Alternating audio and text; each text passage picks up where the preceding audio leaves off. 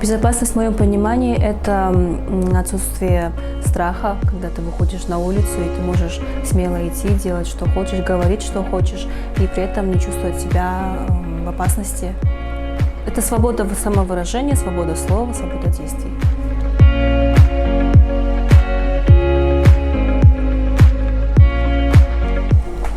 Я бы не сказала, что у нас в стране все с этим благополучно, потому что мы прекрасно знаем, что очень много насилия по отношению к женщинам в браке, дома, в семье.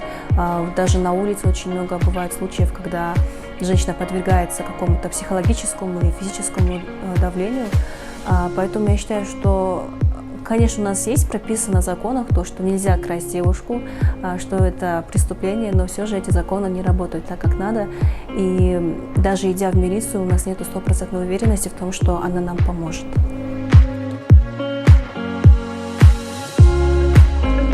У меня достаточно такая очень открытая деятельность в соцсетях, в интернете. И очень часто меня узнают на улице, и у меня есть такой страх, то, что меня могут узнать мои недоброжелатели и нанести какой-то вред, потому что я очень открыто выражаю свое мнение по поводу политической ситуации в стране, социальных проблем каких-то. И поэтому, да, действительно такой страх есть, и опасность тоже. Наверное, потому что у нас очень много нехороших, невоспитанных людей, которые не соблюдают личные границы, считают, что имеют право и должны тебя чему-то научить, переманить на свою сторону. И если ты выражаешь открыто свое мнение, то считают, что тебя обязательно нужно чему-то научить или даже наказать. Вот, наверное, поэтому.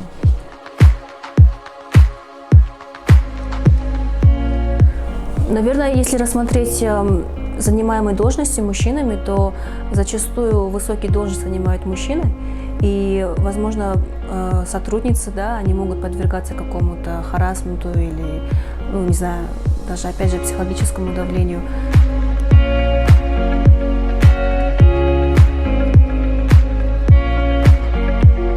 Нам, как гражданам своей страны, нужно поменять отношение к этой проблеме, отнестись к ней более серьезно, потому что любая из нас может оказаться на месте жертвы, поэтому нам нужно об этом говорить, обсуждать, прислушиваться к активистам и самим быть активистами в этом плане, чтобы это обсуждалось. Государство должно в первую очередь заботиться о своих гражданах, поэтому им нужно следить за тем, чтобы законы у нас работали. Они прописаны, но они у нас не работают.